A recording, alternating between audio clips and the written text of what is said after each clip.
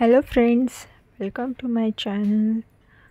तर केक बनवण्यासाठी 2 वाटी मैदा घ्यायचा आहे.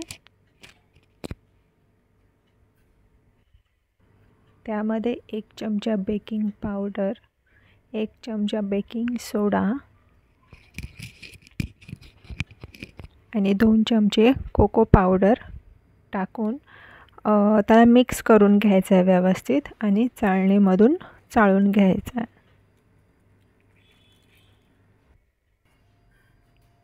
आणि हे मिश्रण 2 वेळा चाळून घ्यायचं आहे, कारण जे सगळे बेकिंग पावडर बेकिंग सोडा आहे ते प्रॉपरली मिक्स व्हावं यासाठी चाळणीतून चाळून घ्यायचं आहे. आणि त्यामुळे केक कसा एरी पण बनतो.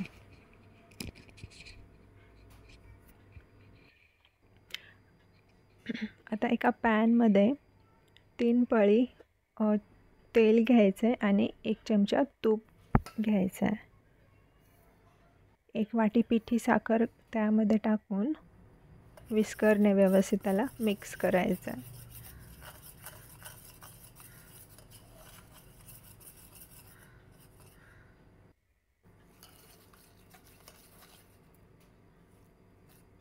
साखर वितळली की ते मिश्रण थोडंसं पातळ होतं आणि व्यवस्थित मिक्स पण होतं. क्रीम फॉर्ममध्ये येतं ते.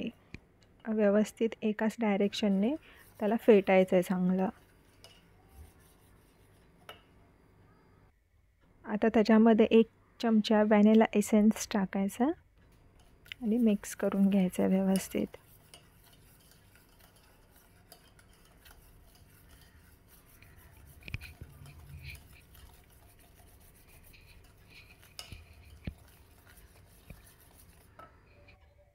छान अशी क्रीम फॉर्ममध्ये आलं आहे मिक्सचर. त्यामध्ये थोडंसं दूध टाकायचं आणि परत मिक्स करून घ्यायचं आहे.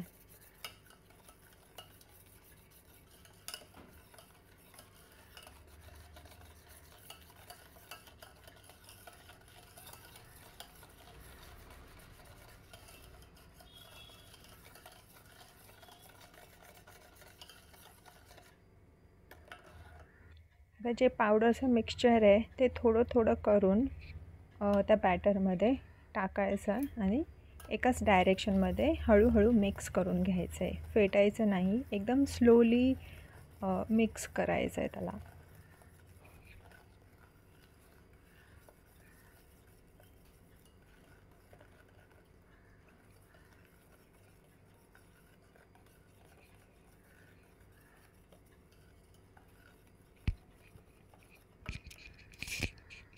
त्यामध्येच आता कुकरला आपल्याला प्रीहीट करायला ठेवायचं आहे. तर 10 मिनिट्सला प्रीहीट करायला कुकर ठेवायचा आहे. त्यामध्ये एक स्टँड पण ठेवायचा आणि मीडियम गॅसवरती 10 मिनटं कुकरला प्रीहीट करायचं आहे. केक टीनला पण ग्रीस करून घ्यायचं आहे. थोडंसं ऑइल आणि मैदा टाकून व्यवस्थित केक टीन तयार करायची आहे.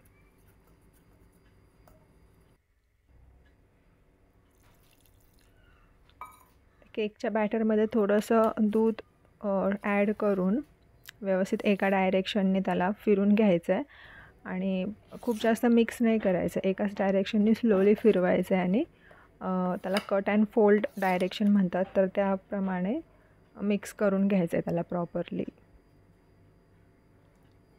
हे बघा, मिक्सचर रेडी आहे आणि एकदम असं रिबनसारखं फ्लो होतं आहे.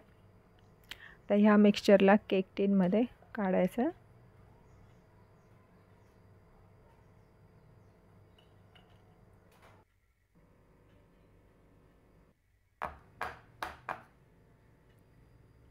बॅटर जे आहे ते केक टीनच्या मधोमध ओतायचं. ते बरोबर स्प्रेड होतं आणि नंतर त्याला टॅप करायचा, कारण एअर बबल्स निघून जावेत आणि मिक्सचर आहे ते प्रॉपरली टीनमध्ये स्प्रेड व्हावं.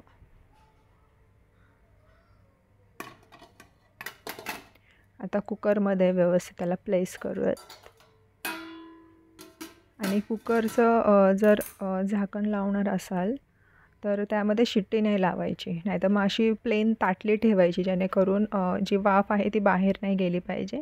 आणि मीडियम गॅसवरती 25 मिनिट्स बेक होऊन द्यायचं आहे. तर 25 मिनिट्स झाल्यानंतर ना गॅस एकदम स्लो करायचा आणि 10 मिनिट्स स्लो गॅसवर त्याला कुक होऊन द्यायचं आहे, बेक होऊन द्यायचं आहे. तर 10 मिनिट्स नंतर ना टोटल 40 to 45 मिनिट्स लागले. तर बघा केक रेडी आहे का नाही चेक करूयात. तर नाईफनी चेक करायचं आहे. पहिल्यांदा साईडनी चेक करू. येस, नाईफ एकदम क्लीन आहे, सो केक इज रेडी. मध्ये पण चेक करूयात केकच्या. Clean knife, that's means cake is ready. तर गॅस ऑफ करायचा आणि केक पूर्ण थंड होण्यासाठी ठेवायचा आहे.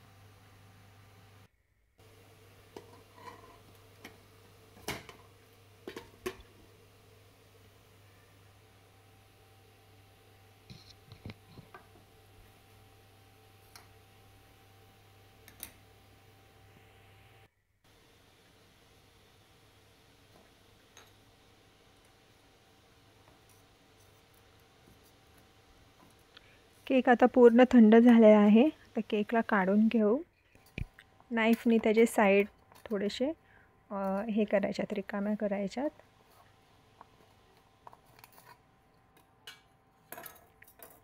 तर एक प्लेट अशी ठेवून टीनला वरतून टॅप करायचं आणि केक आपला रेडी आहे.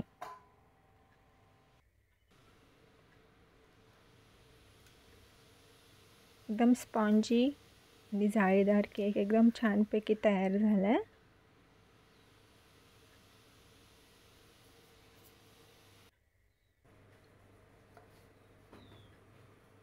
आता हे वरचा पोर्शन जो आहे ना तो थोडासा कडक झालेला असतो, तर तो कट करून घ्यायचा आणि मग आपलं डेकोरेशन करू शकतो. आणि हे कट केलेलं जे वरची जी कडक लेअर आहे ह्याचा थोडासा चुरा करून थोडासा त्याला क्रश करून तो चुरा आहे तो ॲज अ डेकोरेशन म्हणून पण आपण यूज करायचा आहे त्याला. आता ह्याच्यावरती चॉकलेट सिरप स्प्रेड करायचा आहे.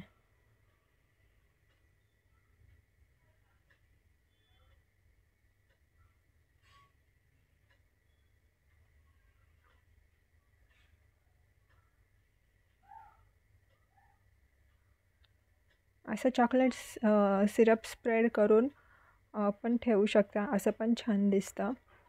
किंवा मग त्याला नाईफने व्यवस्थित स्प्रेड केलं तरी चांगलं वाटतं.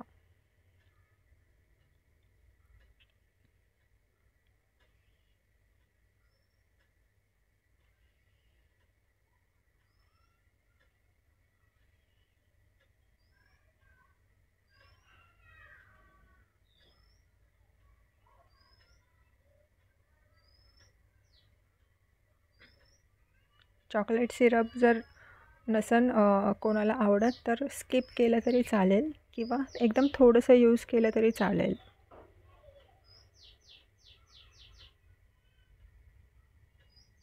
आता तो जो आपण क्रंच बनवला होता तो वरती असं टाकून घ्यायचा आहे. छान वाटतं, डेकोरेशन म्हणून ते छान दिसतं. अशी पण केक एकदम सुंदर दिसते.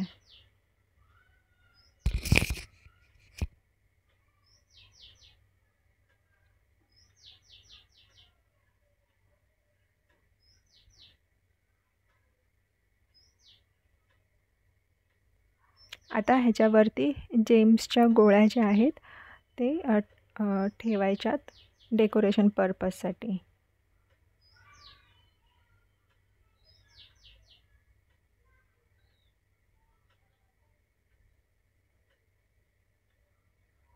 सो सिम्पल असा आपला चॉकलेटचा केक रेडी आहे आणि टेस्ट खूप छान लागते त्याची.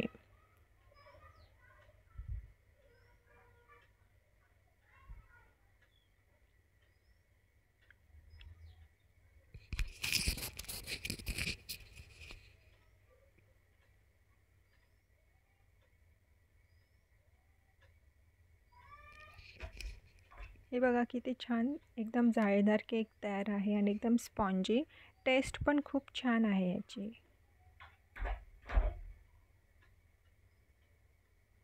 मी एक बाईट खाऊन पाहिलं आहे, खरंच खूप छान झाला आहे केक.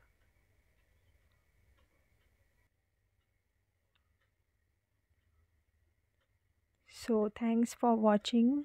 Thank you.